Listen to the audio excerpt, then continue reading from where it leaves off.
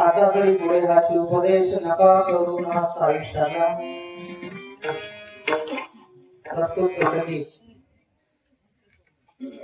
कीर्तन रूपी सेवेकरता निवडलेला अभंग देऊचे सुप्रसिद्ध साधू जगद्वंदनीय जगद्गुरु वैराग्याची मूर्ती गाठेच्या रूपाने तुमच्या आमच्या पदरामध्ये 5वा वेद टाकणार आहे आणि सगळ्यांना आपल्या अतिशय जवळचे घरचे प्रेमाचे वाटणार आहे. तुकोबारायांचा 4 चरणांचा आणि माणसाने जीवन जगताना कसं जगावं याचा मार्गदर्शन करणारा मुलगा विठ्ठल.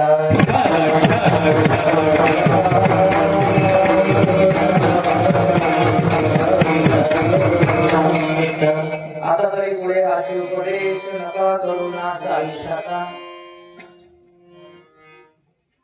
इथून पुढे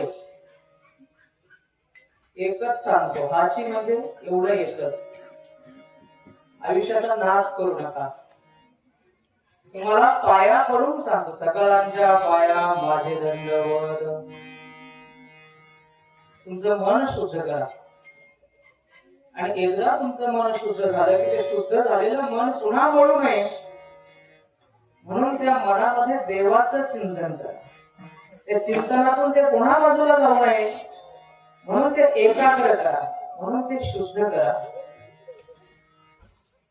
असं केलं तरच तुमचं जीवनाचं चालणं बोलणं, जीवन व्यापार ज्याला आपण म्हणतो, तो हिताचा होईल. याच्या पलीकडे तुम्हाला सांगण्यासारखं माझ्याकडे काही नाही. हा या अभंगाचा 4 चरणाचा सरळ भावार्थ आहे. कीर्तन संपलं. विठाला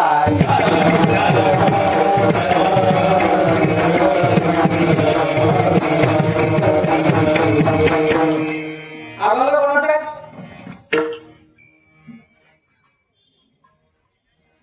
ते म्हणते आम्ही पळून जातो काय? तुम्ही सांगा कोणाचा आहे? बोला ना, अभंग कोणाचा आहे? आता सांगितलं नाही. इको जास्ती होते याचा आवाज जास्त. कोणाचा अभंग आहे? तुकोबारायांचा आहे. बरोबर. सप्ताह किती आहे? सप्ताह किती वर झाले? बरोबर. 6वा. भात खाले ते का? 31वा सप्ताह आहे की नाही? आपल्यापैकी काहींचं वय तिथं असेल, काहींचं नसेल. 31 वर्षापासून 25 वर्ष त्याला म्हणतात सिल्वर जुबिली, रौप्य महोत्सव.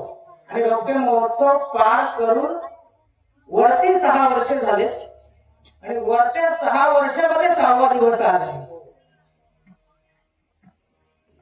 आणि कर्म धर्म संयोगाने आमची मोठी बहीण मनीषा ताई इथं आहे, त्या सारख्या म्हणायच्या आमच्या पेटला कधी कीर्तन करता. आमच्या गावाकडे माझी आई म्हणते नुसते युट्यूबलाच कीर्तन करतो, आपल्या गावात कधी करतो का नाही. म्हटलं देव बोलवीन, कारण त्याच्या सत्तेशिवाय पाणी मिळत. आणि म्हणून अचानक भयानक काल रमेश भाऊंचा मला दुपारी फोन आला की असं असं आमचा सप्ताह चालू आहे. आता आज अशी परिस्थिती आहे, तर बरेच तर सगळे माझे मित्रच आहेत समोर बसलेले. मागचे पण यांनी फेसबुकला व्हॉट्सअपला माझं स्टेटस बघितलं असेल. आज 6वा दिवस मी उभाच आहे. मी मगाशी संतोष भाऊंना पण सांगितलं, ह्या माणसाच्या ऐवजी दुसरा कोणाचाही फोन आला असता तर मी म्हटलं असं मी येत उभा राहू देत नाही पाहिजे, एवढे दुखत आहेत. परंतु काही जागा अशा असतात की जिथे तुम्हाला नाही म्हणण्याची हिंमत करता येत नाही. त्यापैकी ही एक जागा आहे. म्हणून हा तुमच्या दर्शनाचा योग या ठिकाणी आजच्या 6व्या दिवसाच्या सेवेच्या निमित्ताने मिळाला. भगवान शिवशंकराची तशी इच्छा असावी, कारण त्याच्या इच्छेशिवाय कोणी किती म्हटलं मी आव करेन त्याव करेन, काही होत नाही. आणि अशा उत्तम प्रकारचं सगळं आयोजन, बॅकग्राऊंड, लाइटिंग, समोर बसलेली उपस्थिती, साऊंड सिस्टीम, आमचे गुरुवर्य कीर्तनातले माझे असणारे गुरु रमेश महाराज चौधरी, त्यांच्यामुळे मी कीर्तनात आहे. ते आमचे परममित्र खंबाईत महाराज, महाराजांचं नाव विसरून गेलो मी. त्यानंतर ज्यांनी पंचपदी घेतली असे शरद महाराज आणि सगळेच आमचे पेठचे गावकरी आहेत, यांचे नाव घेतले ते खालची दगड आणली. कारण या सगळ्या माझ्या माता मी एवढा होतो तेव्हापासून मला पाहतात. पेठ मध्ये 19 वर्ष झाली. त्याच्यामुळे हे माझं गावातील सगळ्यांचे नाव घेत नाही. त्याच्यामुळे त्याच्यावर रागवणार, कारण इथे 10 झाले. सगळ्यांना नमस्कार करतो, सगळ्यांच्या पाया आणि परिहार सगळ्यांचं नाव घेऊन न देता थोडक्यात संपवतो आणि चिंतनाला सुरुवात होतो.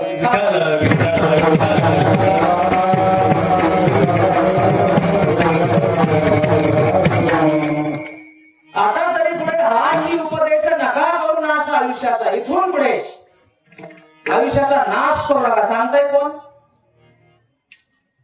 कोण सांगताय? हा म्हणतो तूच सांगतोय. मी नाही सांगत बाबा, तुकाराम महाराज सांगतात. कुठलीही गोष्ट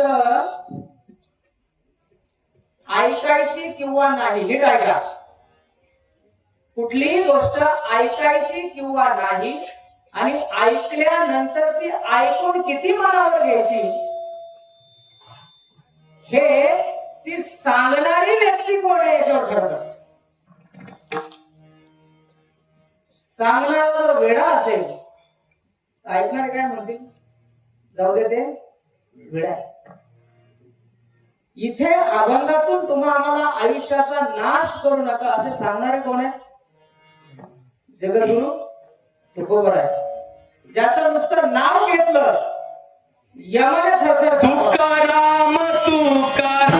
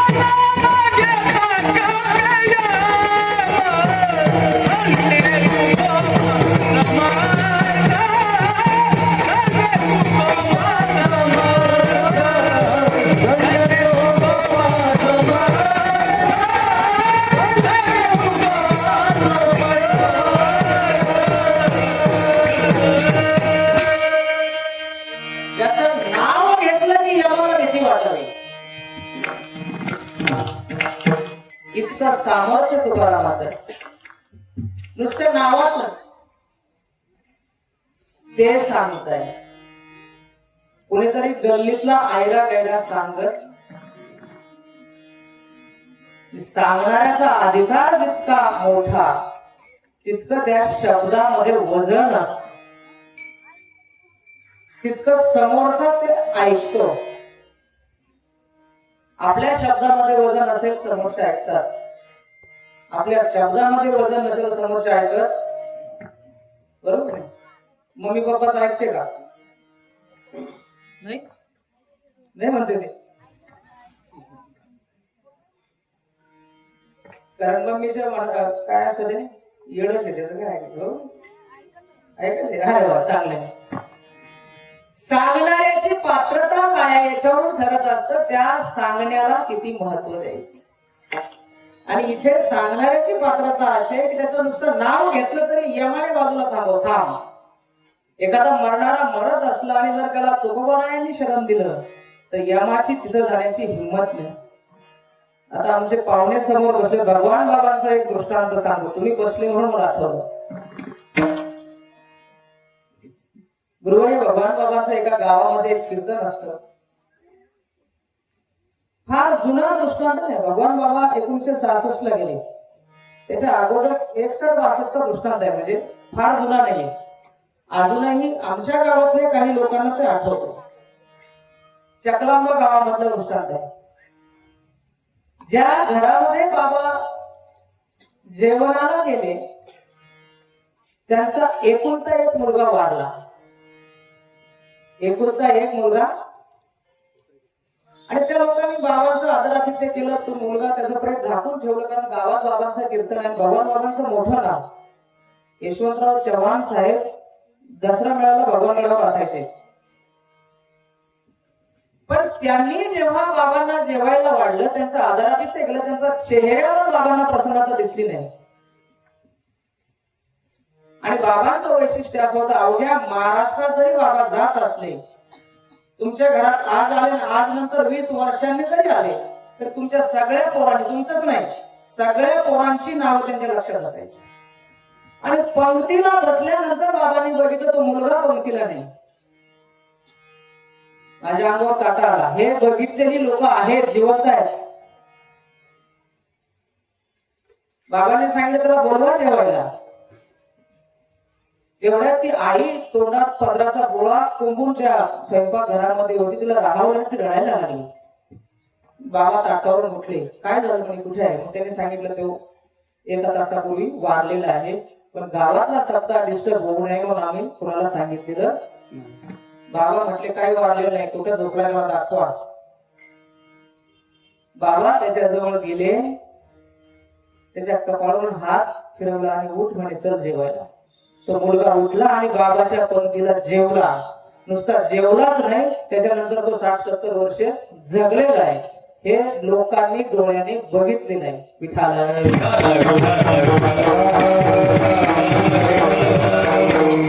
जेव्हा तुकाराम तुकाराम नाम घेता कापे यम आपण म्हणतो, तो नुसतं म्हणणं नाही, ते प्रॅक्टिकल आहे. ते डोळ्यांनी बघितलेली माणसं आहेत भगवान बाबांच्या जीवनामध्ये. असे खूप सगळे प्रसंग आहेत. मला तिकडे जायचं नाही. मला एवढंच सांगायचं की जी व्यक्ती तुम्हा आम्हाला सांगते तिची पात्रता ही आहे. आणि तुमच्या आमच्या समाजाचं दुर्दैव असं असतं, साधू जवळ आहे तोपर्यंत तो ओळखत नाही. माणूस मेल्यानंतर त्याची किंमत आपल्याला कळते. तुकोबारायांचं सामर्थ्य घरात कळलं नाही, गावात कळलं नाही, पंडितांना कळलं नाही. तुकोबारायांनी अभंग लिहायला सुरुवात केली. जे दशग्रंथी ब्राह्मण असतील, रामेश्वर भट्टासारखे, छळ छळ छळलं. जे 4000 अभंगाचं संचित घरादाराचा त्याग करून भंडारा डोंगरावर जाऊन लिहिलं, ते संचित सुद्धा बांधलं आणि त्या इंद्रायणीच्या डोहामध्ये बुडवलं. बुडवलेलं पुन्हा वर येऊ नये म्हणून दगड बांधले आणि सगळी तपश्चर्या त्या डोहामध्ये बुडवली. ना संसार राहिला, ना अभंग राहिले. देव ना संसार तुका दोन्हीकडे चोर, तुका दोन्हीकडे चोर, तुका दोन्हीकडे चोर.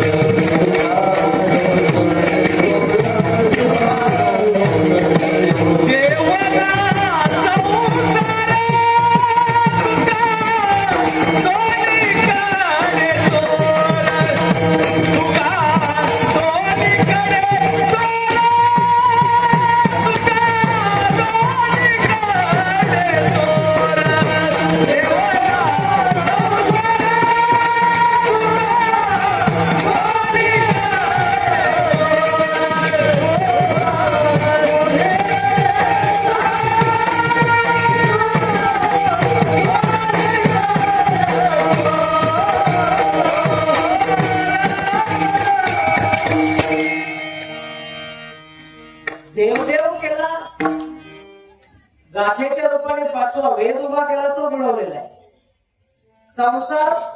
संसाराच्या नावे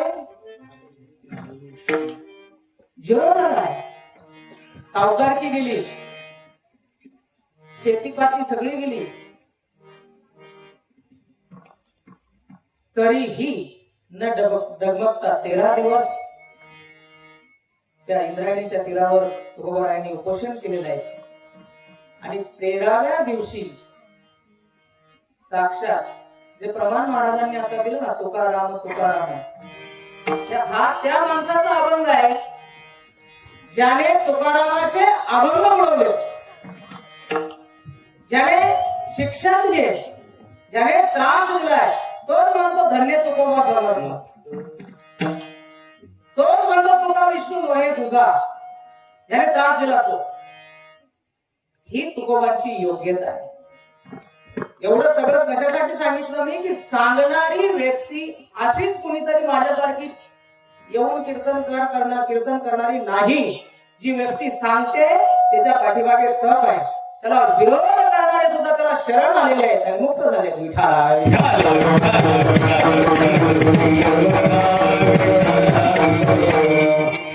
ते सांगतात. आता छोटस दृष्टांत सांगतो तुम्हाला.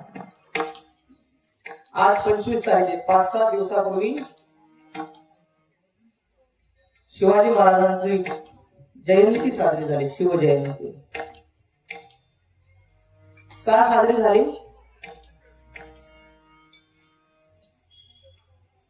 लक्षात घ्या, शिवाजी महाराजांपेक्षाही ज्यांच्याकडे संपत्ती जास्त आहे असे राजे होऊन गेले, ज्यांची शक्ती जास्त आहे असे राजे होऊन गेले, ज्यांचं राज्य मोठं आहे असे राजे होऊन गेले, त्यांची जयंती साजरी होत नाही, त्यांची गल्लीमध्ये आरती होत. शिवरायांची का होती? 2-4 उदाहरण फटाफट सांगतो. साल 1191, मोहम्मद घोरीचं पहिलं आक्रमण, तराईचं पहिलं युद्ध. त्या तराईच्या पहिल्या युद्धामध्ये सगळे राजपूत राजे पृथ्वीराजाच्या नेतृत्वाखाली एकत्र लढतात. मोहम्मद घोरी हारतो आणि पाया पडतो, जाऊ दे मला माफ करा. पृथ्वीराज म्हणतो क्षमा केली जाऊ. पुन्हा 1192 दुसऱ्या वर्षी तो घोरी पुन्हा सैन्य जमा करतो, पुन्हा आक्रमण करतो, पुन्हा पृथ्वीराज हरवतो, पुन्हा पाया पडतो, जाऊ दे म्हणतो. पृथ्वीराज सोडून देतो, घोरी निघून जातो. आणि नंतरच्या काळामध्ये ज्या राजांना एकत्रित करून पृथ्वीराज लढत असतो त्यापैकी एक राजा असतो जयचंद राठोड नावाचा. त्या जयचंद राठोडची एक मुलगी असते संयोगिता नावाची, अतिशय सुंदर असते. त्या सुंदरीच्या प्रेमामध्ये हा राजा पडतो. कोण?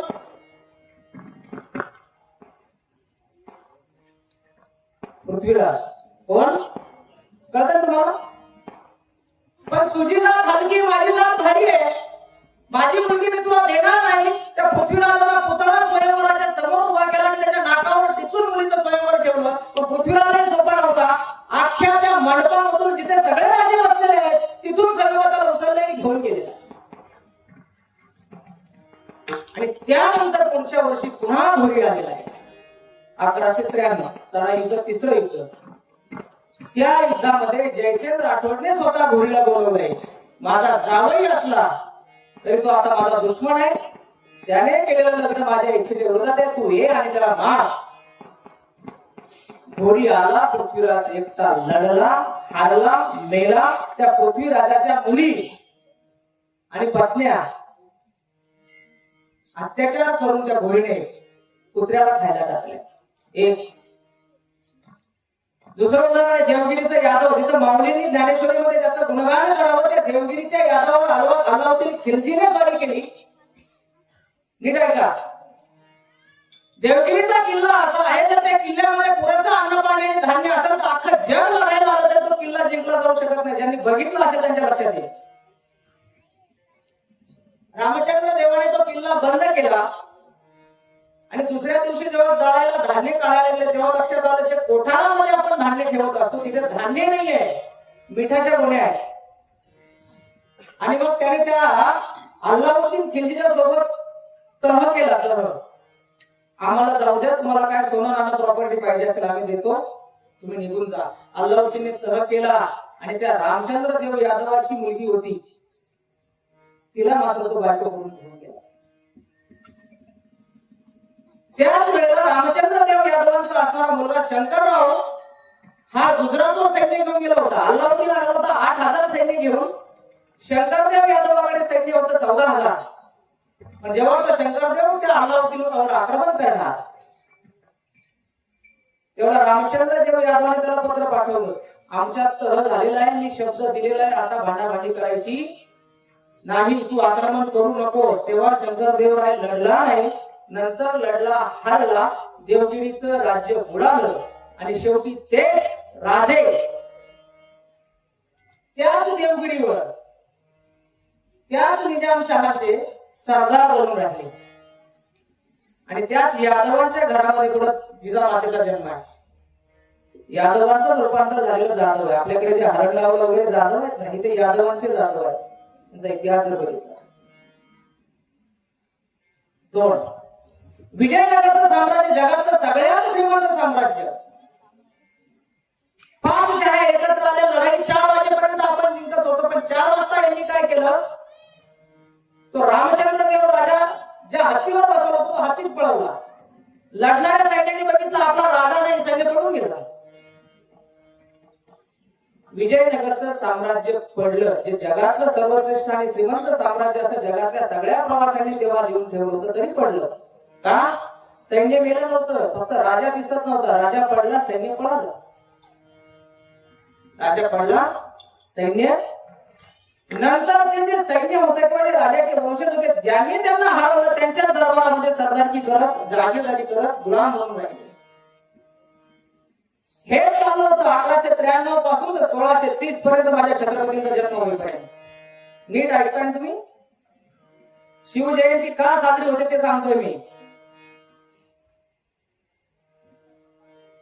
महाराजांचा जन्म झाल्यानंतर वेळ अशी येते, शिकरी खानवाची लढाई, बाबराचं सैन्य 40,000 आहे, राणा संग्राम सिंगाचं सैन्य 4 लाख आहे. राजा पडला, सैन्य पळालं.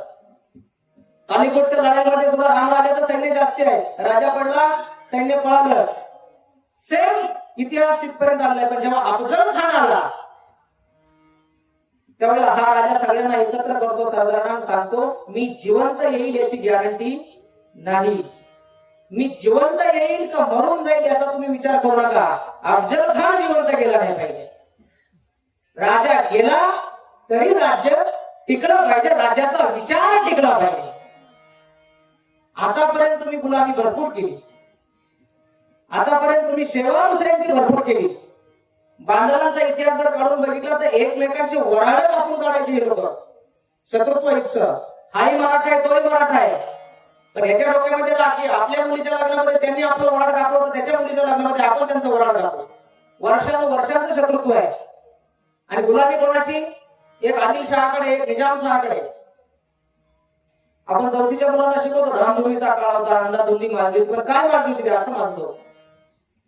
आणि तिथे एक 16 वर्षाचा मुलगा उभा राहतो, महादेवाच्या पिंडीवर आपल्या रक्ताची धार धरतो आणि सगळ्यांना सांगतो, बस झाली गुलामगिरी. आतापर्यंत गुलाम म्हणून जगला, दुसऱ्याच्या ओंजळीने पाणी पिला, आता स्वतःचा विचार करा. आतापर्यंत महाराष्ट्राचा, देशाचा, राष्ट्राचा, संस्कृतीचा, धर्माचा नाश झाला तो झाला. याच्या पुढे नाश करू नका. आता पहिलं चरण. आता तरी पुढे आजी उपदेश, आता तरी पुढे आजी उपदेश,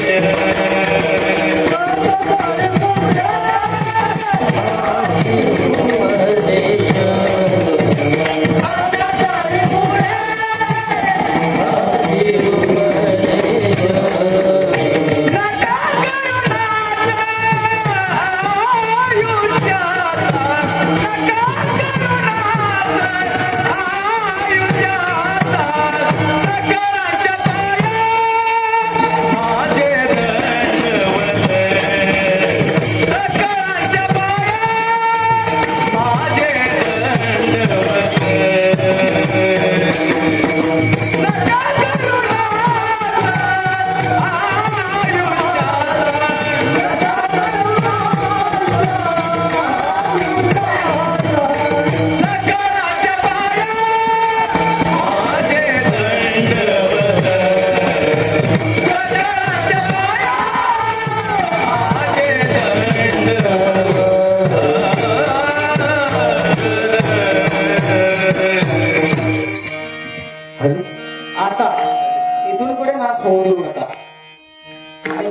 16 वर्षाच्या मुलाचं ते 4-5 जागीरदारांनी ऐकलं, सगळ्यांनी ऐकलं, सख्या नात्या गोत्याने सुद्धा ऐकलं नाही. पण ज्यांनी ऐकलं ते निष्ठेने लढले, स्वराज्य उभं राहिलं.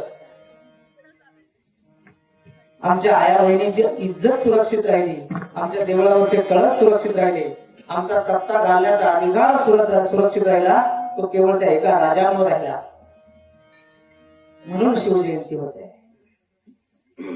आणि आता सुधारलं पाहिजे.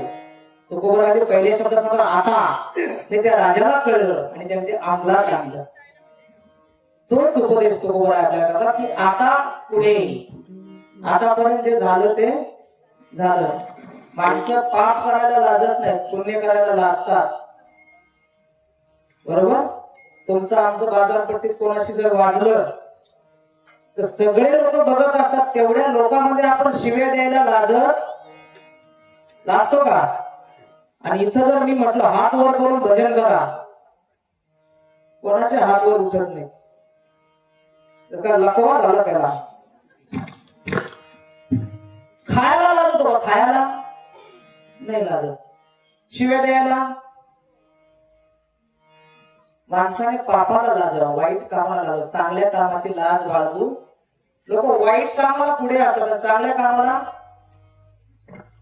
म्हणून आतापर्यंत झालं ते झालं, पण आता तरी पुढे म्हणजे उद्याच्या कीर्तनाला जे मागे बसले ते पुढे बसा. विठाला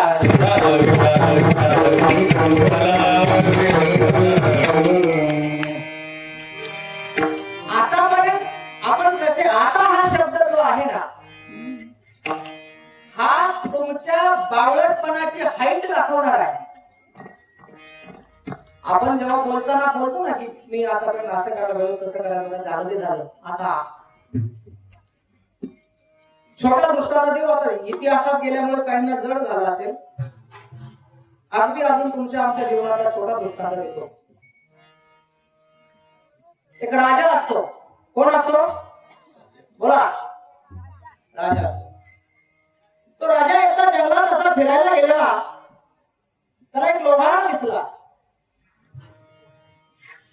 कोण दिसला? लोहार कोळसे काढत होता. काय काढत होता? कशासाठी? कोळसे लागतात ना त्या भट्टीला. तुम्ही कोराडीला धार लावता, कोयतीला धार लावता, ते तापवतात त्या भट्टीमध्ये, त्याला कोळसे लागतात. म्हणून तो त्या लाकडाचे कोळसे बनवत होता. ते झोपडी होता, त्याचं पाल, अत्यंत गरिबी घरामध्ये, मुलं गरीब, बायको गरीब, कपडे फाटके. मग हा लोहार म्हटला कशाला लागतोय? म्हटलं पोटा पाण्याला करावं लागतं. असं कर म्हणे, तुला मी 10 एकर चंदनाची बाग देतो. काय देतो? 10 एकर. तो म्हटलं ठीक आहे द्या. राजाने तुला ते 10 एकर सातबारा त्याच्या नावावर गेला. राजा निघून गेला. पुन्हा 2-5 वर्षांनी राजा त्याच रस्त्याने आला. त्याला असं आठवलं की इथं पेठमध्ये आपण एकाला 10 एकर चंदनाची बाग दिली होती. आता जाऊन बघू त्याची किती प्रगती झालेली आहे. राजाने जाऊन बघितलं त्या शेतामध्ये एकही झाड उभं नव्हतं. एकही झाड. राजा म्हटलं बाग कुठे? बाग. तो लोहार म्हटलं ह्या भट्टीत गेली. कुठे गेली? नीट ऐका. राजा म्हटला काहीतरी शिल्लक ठेवलाय का नाही? तो म्हटलं का कुऱ्हाडीला दांडा ठेवला तेवढा. राजा म्हटला आण तो दांडा माझ्या. राजाने तो दांडा काढला, त्याला सोबत घेतला आणि गेला. जो अत्तर बनवणार असतो ना, सुगंध बनवणार, त्याला तो दांडा दिला. ते एका दांड्याचे त्या अत्तर बनवणाऱ्याने त्याला 1 लाख रुपये दिले. किती? मग त्या लोहाराला कळलं एका दांड्याचे 1 लाख आले. आपण तर 10 एकराचा कोळसा केला. आलं लक्षात? नाही आलं? तो लोहार कोण आहे? लोहार कोण आहे? तुम्ही आहे. लोहार कोण आहे? मी आहे. आणि ही चंदनाची बाग आहे. ठीक आहे? सांगा ना, एका डोळ्याची किंमत किती आहे? एका कानाची किंमत किती आहे? नाकाची किंमत किती आहे? एखाद्याला सायनस वाढलं तर किती रुपये लागतात? नुसतं सायनस कट करायला. किडनीची किंमत किती आहे? यकृताची, लिव्हरची किंमत किती आहे? चंदनाची बाग दिली 12 एकर, पण आपण तिचा काय केलेला आहे? कोळसा केलेला आहे. आणि तुकोबरा म्हणतात झाला कोळसा झाला, आता दांडा तर उरलाय ना. आयुष्य खातो काळ सावधान आयुष्य खातो काळ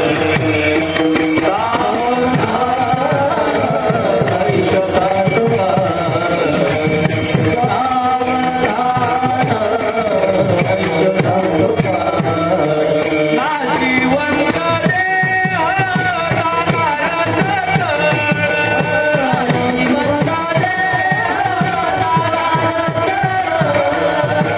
नाशिवंत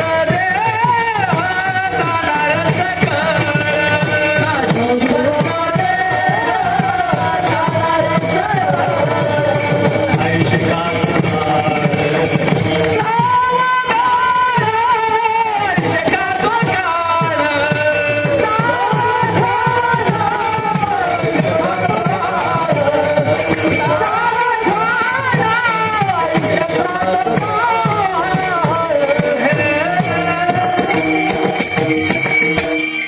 सगळे जाणार आहे.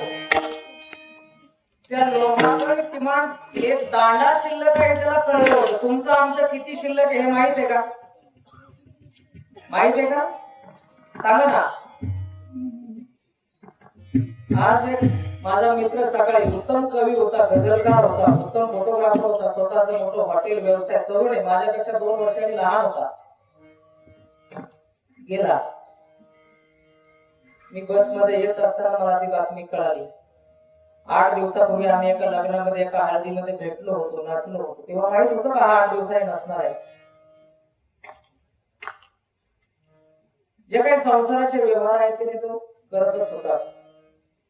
आजही जेव्हा तेव्हा गेला तेव्हा त्याला वाटलं असेल की मी जाणार आहे. त्याची जाणीव अंतःकरणात असली पाहिजे. मी जाणार आहे हे ज्याला कळतं तो घर आवरून ठेवतो. बरोबर? गावाला जायचं असेल तर आपण घर आवरून ठेवतो.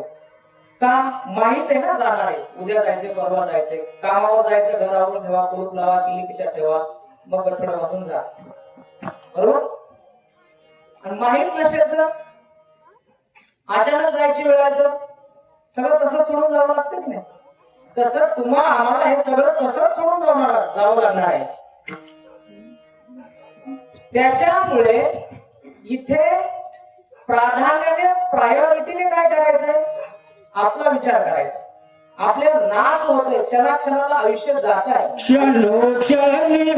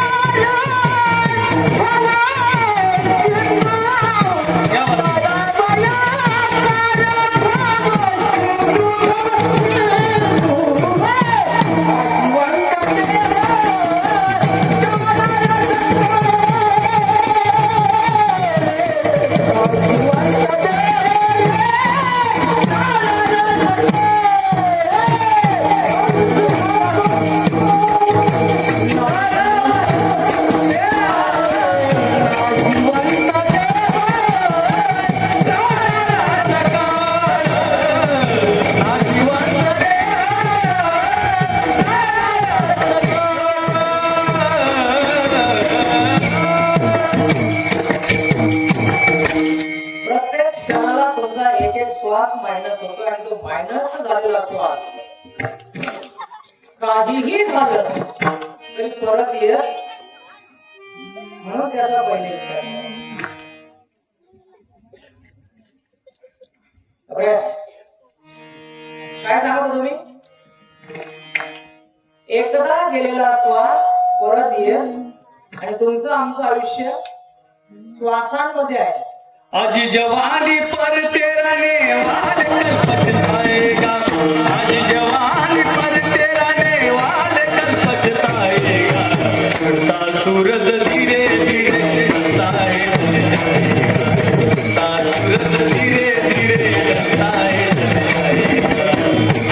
जाएगा, ढल जाएगा, ढल जाएगा, ढल जाएगा, उड़ता सूरज धीरे धीरे ढलता है, ढल जाएगा, उड़ता सूरज धीरे धीरे ढलता है, ढल जाएगा. म्हणून जगताना असं जगतो की त्याला असं वाटतं आपण कधी मरणारच नाही, आणि मरताना असं मरतो, मरताना त्याला वाटतं अरे जगायचं राहून गेलं, आपण जगलोच नाही. का असं होतंय? कारण आपण जाणार आहे तर त्याला भान राहत नाही. क्षणाला कमी झालेलं आयुष्य, क्षणाला गेलेलं वय, केसांना किती पॉलिश लावली, वरून ढवळं दिसत, वय कमी होत. हा मानवी स्वभाव आहे. तुम्ही बघा 10 वर्षापूर्वीचा फोटो काढून बघा आणि आता बघा. तेव्हा मी असा होतो, आता असा आहे. 10 वर्षानंतर बघितल्यावर कळतं की 10 वर्षात एवढा बदल झाला, पण काल मी असा होतो आज असा हे कळत. पण सायन्स असं सांगतं प्रत्येक दिवसाला तुमच्या आमच्या शरीरातल्या 1 लाख पेशी मरतात. प्रत्येक दिवसाला. बघा 8वी 9वीचं विज्ञानाचं पुस्तक जरा गुगल करून बघा. आणि वयाच्या 35 नंतर 35 वर्षापर्यंत 1 लाख मरतात, 1 लाख जिवंत होतात. म्हणून माणूस गावला बिलं गुबगुबीत दिसतात, पण 35 नंतर त्या 1 लाख ज्या जातातच परत येत.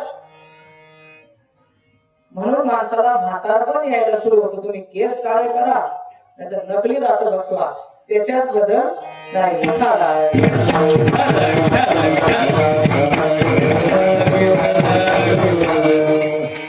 क्षणाला महत्व आहे, त्याची जाणीव ठेवली पाहिजे, त्याची जाणीव ठेवली पाहिजे. हे जवळ बसून सांगतात. उप म्हणजे जवळ, उपदेश म्हणजे जवळ बसून हिताचा सांगितलेला संदेश. तसंच मगाशी विषय झाला उपवास. वास म्हणजे राहणे, उप म्हणजे जवळ, उपवास म्हणजे देवाच्या जवळ राहणे. देवाच्या जवळ शरीराने राहणे का? देवाच्या जवळ मनाने राहणे. देवाच्या जवळ एखादा देवाच्या गाभाऱ्यात बसलेला आहे आणि मन त्याचं काउंटरवर असेल, गल्ला किती झाला, तर त्याचा वास कोणापाशी आहे? गल्ल्यात. एखादा गल्ल्यावर बसला आणि मनातल्या मनात म्हणत असेल की आज मंदिरात गेलो नाही, त्याचा वास कुठे? असं आहे ते. आपल्याकडे फॉल्ट वेगळा आहे. मी टी शर्ट घालून नाईट पॅन्ट होतो, हे महाराज आहे का? आपण वरचं पाहतो. परमार्थामध्ये वरचं पाहून चालत नाही, आतलं पाहावं लागतं. विचार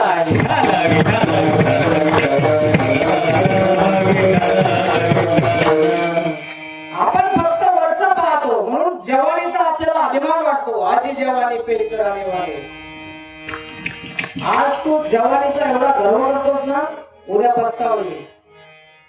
खूप सुंदर कवाली आहे ती, वाचा सगळे. याद रख सिकंदर के दूसरे तो आली थे, जब गया दुनिया से दोनों हाथ खाली थे. सिकंदर ज्या वेळेला मेला त्यावेळेला त्याने त्याचं मृत्यूपत्र करून ठेवलं. म्हटलं माझ्या तिरडीला, तिरडीच म्हणतात ना, माझ्या तिरडीला खांदा लावायला जगातले सर्वश्रेष्ठ डॉक्टर ठेवा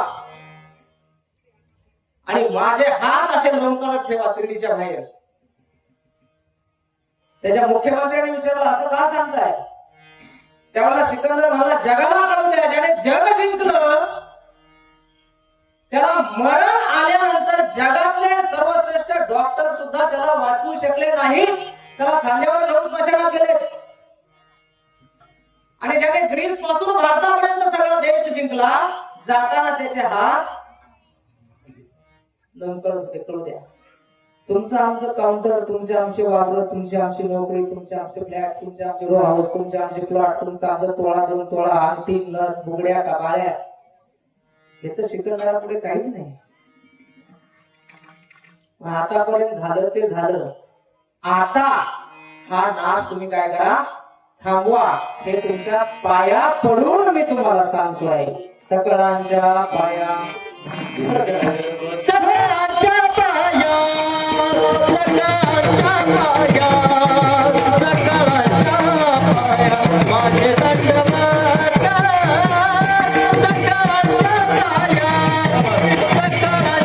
पाया सकळांच्या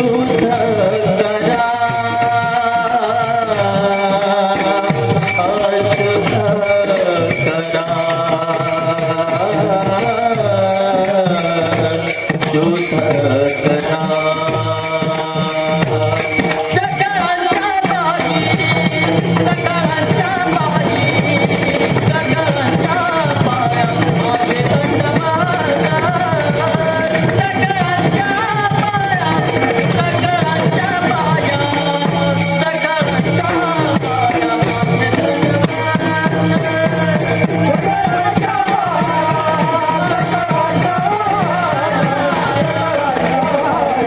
माझे दंडवत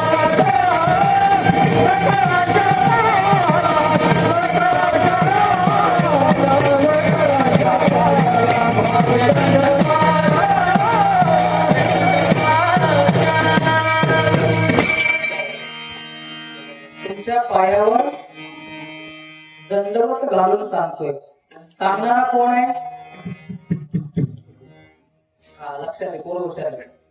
सांगणारे तुकोबा आहे. तर दंडवत कोणाला करता? का तुम्ही राजे आहेत का त्यांनी? तुकोबाचे राजे आहे तुम्ही? तुकोबांनी आपल्याला दंडवत घालावा इतकी आपली लायकी आहे का? तरी का घालतात? कधी विचार केला? साधा दृष्टांत देतो.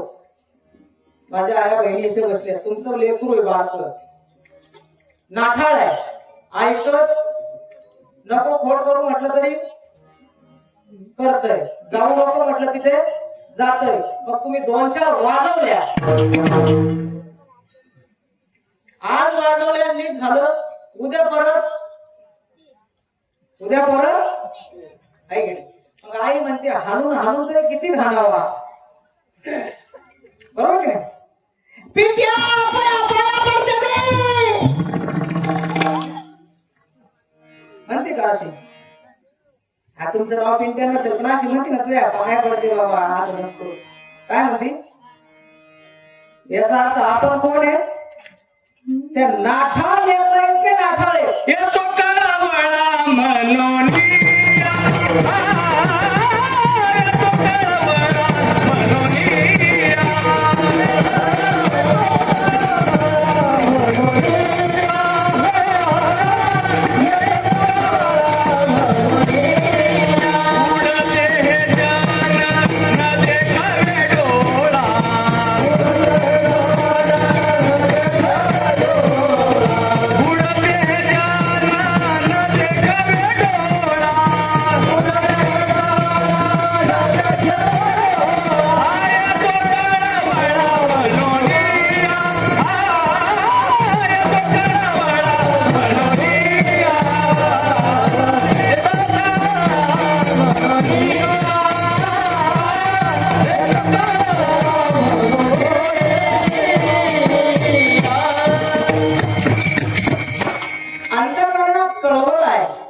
म्हणून सांगतो. नाहीतर आपण काय 2 रुपये तुकोबांना द्यायला जात नाही. पण जर यांनी ऐकलं नाही तर नाश यांचा आहे. ऐशी कळवळ्याची गादी तरी लाभावी. जो फायद्यासाठी प्रेम करतो तो व्यापारी असतो. तुम्ही बघितलं कपड्याचा व्यापारी, 2 बायका जाऊ दे कधीतरी कपड्याच्या दुकानात साडी घ्यायला. अशी एखादी माझी माऊली नसेल इथे ज्यांनी ही साडी काढून तीच घेतली आणि घरी गेली. आखी रॅप त्याला खाली करायला होता. ती म्हणते पसंत इतकं वाटतं याच्या फगडं त्याला ठेवला तर आखी रॅप काढली हिला पसंत. काही 4 दुकाने बघा नाही सापडले तर परत या बरं का म्हणतो ना. असं मनातून म्हणतो का जो कमरात लाभ झाला हे जे प्रेमाचं बोलणं आहे काही नाही सापडले ते येणार आहे.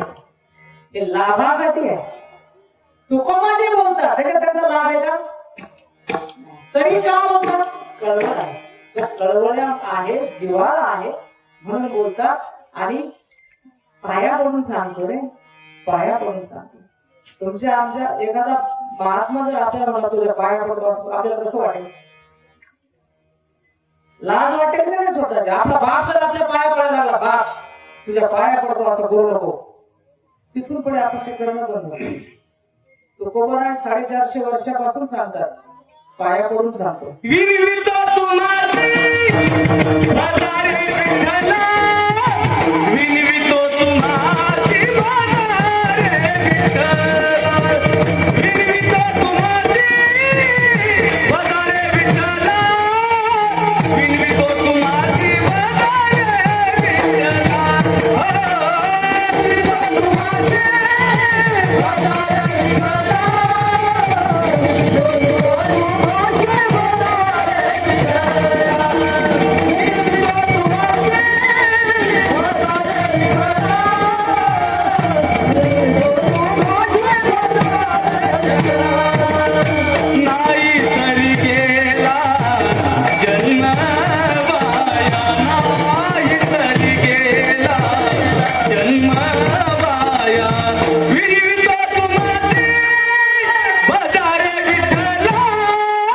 विनवितो तुम्हासी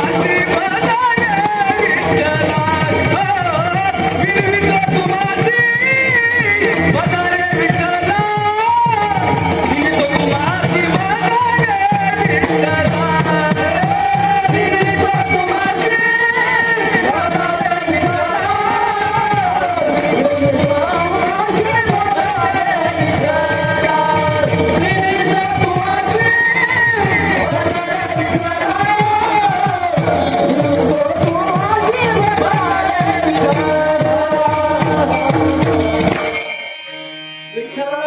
विनंती करून सांगतो, नाहीतर जन्म. मी खिशातले दृष्टांत देत नाही. काल मी पंकज भाऊ सुधागड किल्ल्यावर गेलो. त्या सुधागड किल्ल्यावर महाराज जुन्या चौसष्टी वाड्यांचे जवळपास 15-20 एकर अवशेष आहेत. त्या वाड्याच्या चौकात उभा राहून मी कल्पना करत होतो की या वाड्यात राहणारी वाड्याची मालकीण याच वाड्यामध्ये उभा राहून शृंगार करीत असेल, नटत असेल. आणि जिचा वाडा एवढा मोठा आहे तिची श्रीमंती काय असेल? आज त्या वाड्याचे फक्त दगड शिल्लक आहे. वाडा कोणाचा आहे काही कोणाला काही नाही. असे शेकडो वाडे आहेत. मगाशी महाराजांना शिरसाट काकांना तो दाखवला व्हिडिओ. भव्य दिव्य समाधी आहे. समाधी कोणाची आहे त्याच्यावर नाव नाही. अख्ख्या गावात विचारलं कोणाच्या समाध्या, कोणाला सांगता येत. तिथे ना अगरबत्ती ना दिवा ना काही ना काही. ज्याची एवढी मोठी समाधी बांधली गेली त्याने नक्कीच जीवनात काहीतरी केलं असलं पाहिजे. जीवनात एवढं काम करणाऱ्याचं नाव कोणाला माहित नाही. तुम्ही आम्ही तर चिंता. म्हणून सकळांच्या पाया आपला चित्त का शुद्ध करायचं आहे? का सुद्धा करायचंय? कारण ते करणं तुमच्या हिताच आहे. हित ते करावे देवाचे.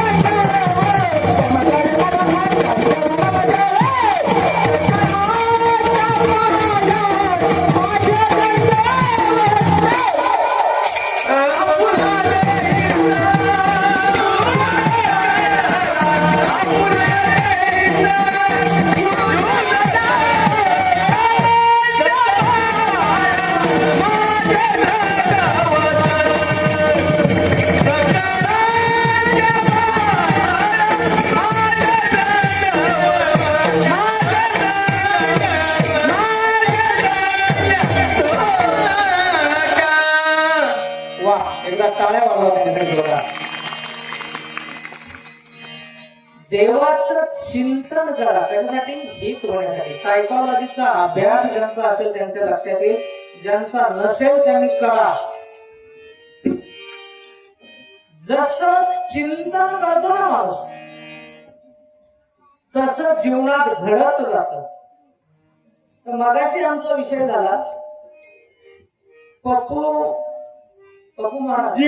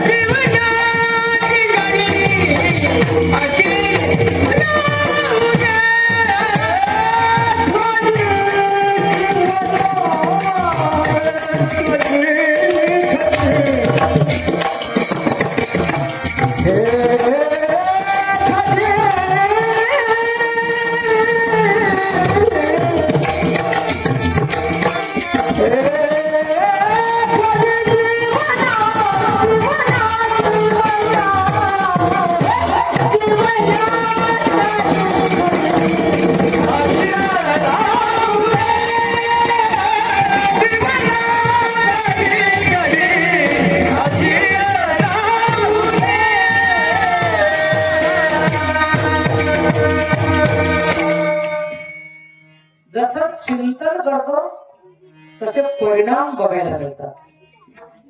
पप्पू महाराज आणि रमेश भाऊ म्हणत होते की आम्हाला वाटत होतं ह्या वर्षी तुम्ही इथे असलं पाहिजे. त्यांना जास्ती प्रकर्षाने वाटलं असलं पाहिजे म्हणून मी इथं आलो. प्रॅक्टिकल आहे.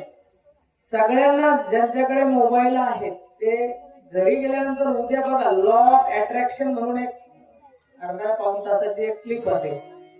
त्याच नावाचं एक पुस्तक आहे आकर्षणाचा सिद्धांत. रमेश भाऊनी वाचलेलं की ज्या गोष्टीचं तुम्ही चिंतन करता ती गोष्ट तुमच्या जीवनामध्ये येते.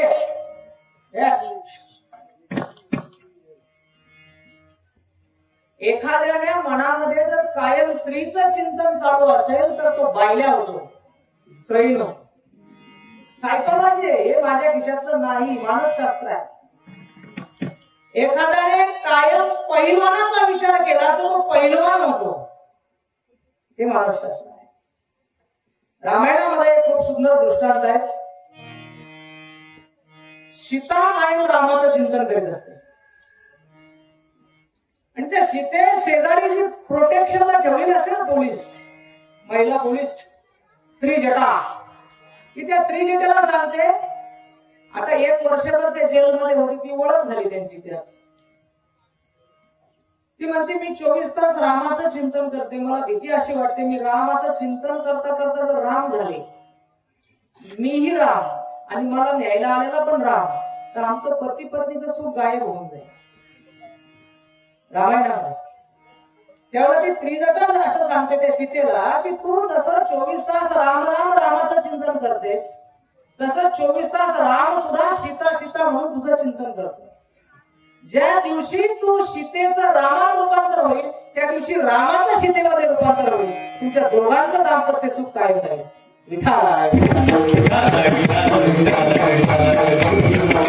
हा चिंतनाचा परिणाम आहे. खूप सगळे प्रमाण याच्याकडे देता येत, पण हे म्हणतं देऊ नको. कोण हे? तुका म्हणे देह भरिला हरीची दासा हरी दाही विषा. कशामुळे? चिंतनामुळे. जो पैशाचं चिंतन करतो त्याला दाही दिशा पैसा दिसतो, बरोबर की नाही? अंगम गलितम पलितम तुंडम दशनवीनम दातम सुंदम तदविनमुद्यतियाशा. भज गोविंदम भज गोविंदम भज गोविंदम. दात पडले सगळे. दशनविहीनम दातम तुंडम.